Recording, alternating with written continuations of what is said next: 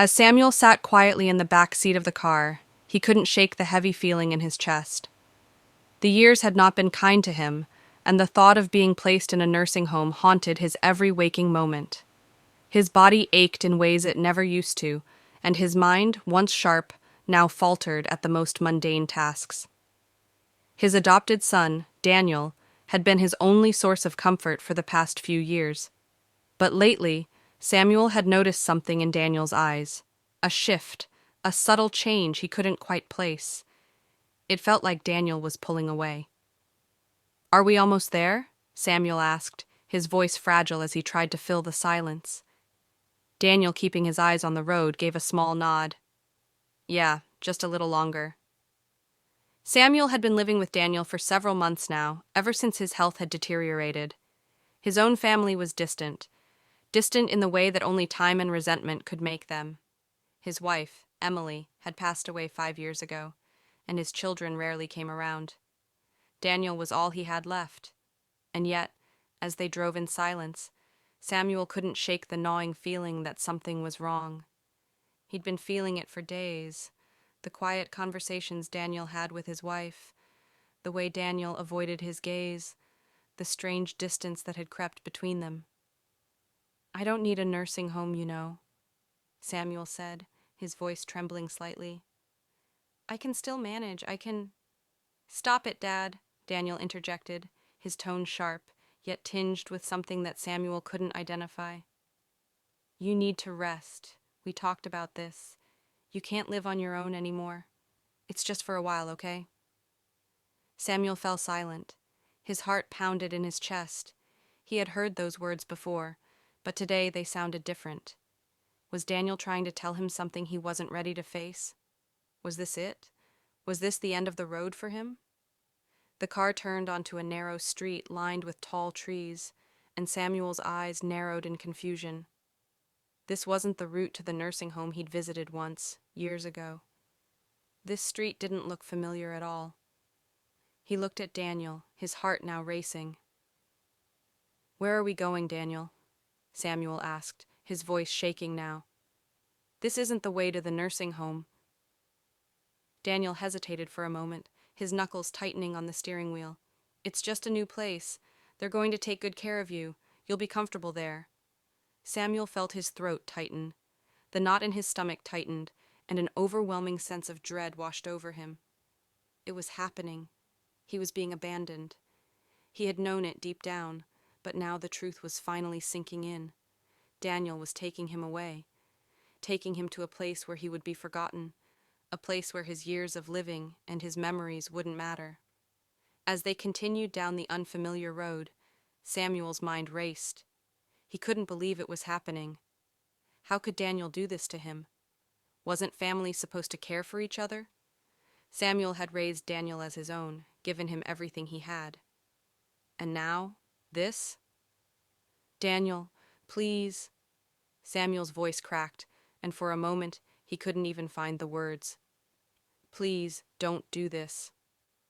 Daniel glanced at him, his expression unreadable, but the look in his eyes was distant. It was as if he was seeing someone else entirely. Samuel's heart sank. He had lost his grip on reality before, but this felt different. This wasn't just a change in his body or his memory. This was betrayal. Suddenly the car came to a stop. Samuel blinked, his heart pounding as he stared at the large building in front of him. It was old, but well kept, the kind of place that looked like a halfway house between the real world and the end of life. The front door was open, and he could see people moving in and out. Samuel's hands shook as he looked at Daniel. "This is it, isn't it?" he whispered. "You're leaving me here." Daniel's eyes softened, and for the first time in what felt like forever, he reached out to Samuel, placing a hand on his shoulder. "I'm sorry, Dad. I didn't want to do this. I thought it was the right thing." Samuel sat there for a moment, the weight of everything crashing down on him. This was it. He was about to be left behind. He couldn't believe it. The son he had raised, the one who had promised to care for him in his old age, was now the one who would send him away. He closed his eyes, trying to steady his breath, But just as he was about to open the door and step out, Daniel said something that would change everything. Samuel sat there, frozen, staring at the door of the building in front of him. He could feel his heart beating in his chest, each thud a painful reminder of his age and helplessness. He had thought Daniel was his salvation, his last chance at dignity, but now it felt like his worst nightmare was coming true. Daniel's hand lingered on his shoulder, but the comfort he had once felt from his adopted son was gone.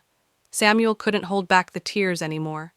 He turned away, his vision blurry, his mind a whirlwind of confusion. "I don't want to be here," Samuel whispered, the words barely escaping his lips. Daniel took a deep breath, his eyes flickering with something close to guilt. "I know you don't, but you'll be fine. I've researched it. They'll take care of you here, Dad. You don't have to worry." Samuel wanted to believe him. He wanted to trust that Daniel was doing this for his well-being, but his instincts told him otherwise. This wasn't the same man he had raised. The young boy who had once called him Dad with such love and devotion was now a stranger. "No, Daniel," Samuel said, his voice shaking. "You don't get it. You said you'd never abandon me." Daniel's eyes flickered to the steering wheel, his grip tightening. He took a step back, as if gathering his thoughts. But before he could speak, a woman's voice called out from behind the building. "Mr. Lawson, you're here. We've been expecting you." Samuel's gaze snapped to the woman who had appeared at the door. She was wearing a white coat, her face kind but distant. Something about her smile felt rehearsed. It didn't feel like genuine warmth. "This is where you want me to stay?" Samuel asked, his voice barely audible. "This is my future?" The woman, unaware of the tension in the car, walked up to the door and opened it, as if welcoming him into a new chapter of his life. Daniel remained quiet, his face clouded with doubt. He wanted to speak, to tell Samuel everything was going to be okay, but the words stuck in his throat. He had promised to take care of him, but how could he keep that promise when everything was falling apart? "I'm not ready for this," Samuel said, standing up slowly, still unsure of what to do.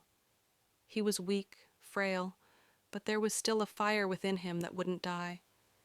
He wasn't going to let his son turn his back on him. He wasn't going to let anyone take his dignity. "Daniel, you need to listen to me," Samuel continued, his voice growing stronger. "I've spent my whole life working for this family, for you. And now, this is how it ends." Daniel turned his back, his eyes staring at the ground. "I don't want to do this, Dad, but I don't know what else to do. I thought it would be easier for you. I thought you'd be happy here." Samuel shook his head in disbelief. "Happy? Happy living without my family? Without you? Without a purpose? This isn't living, Daniel. It's giving up." He took one step toward the door, then paused. He turned back to Daniel, his heart aching with disappointment. "I didn't raise you to be this way. I raised you to be strong, to stand by your family when times get tough. And this isn't what I taught you." There was silence between them for what felt like an eternity. But then, just as Samuel was about to walk out, Daniel finally spoke. "Wait. Please, just come inside. I want you to see something first." Samuel stopped, his feet heavy, as if each step was an effort. "What is it, Daniel?" Daniel swallowed hard, and his eyes softened for a brief moment. "Please, just trust me." Samuel's heart raced as he stood at the threshold of the door. He wasn't sure what to expect. He didn't know if he should even go inside. But Daniel's voice, so soft and pleading, stopped him in his tracks. "Just come in, please," Daniel repeated, his voice cracking. "I promise you, it's not what you think." Samuel hesitated, his mind clouded with doubt. He had been hurt before, let down by his own blood. Could he really trust Daniel again? Taking a deep breath, Samuel stepped inside. To his surprise, the room wasn't cold and sterile like he expected. Instead, it was warm, filled with photographs of their family, including the memories of when Daniel was just a little boy. There was a large banner hanging from the ceiling, and in bold letters it read, "Welcome home, Dad." Samuel blinked, confusion written across his face. He turned to Daniel, who stood there looking both nervous and relieved. "I don't understand," Samuel said, his voice barely a whisper. "What is all this?" Daniel smiled, his eyes filled with emotion. "I couldn't put you in a nursing home, Dad. I couldn't just abandon you like that. I've been working on this place for months. This is your new home, a place where you'll never be alone, where you'll be with family." The tears came then, unbidden, as Samuel realized the truth. Daniel hadn't been taking him to a nursing home. He had been taking him to a new home, built out of love, care, and the memories they shared. A home where Samuel's dignity would never be forgotten. Daniel reached out, offering his hand. "Welcome home, Dad. For real this time." Samuel took his hand, the weight of the years and pain finally lifting.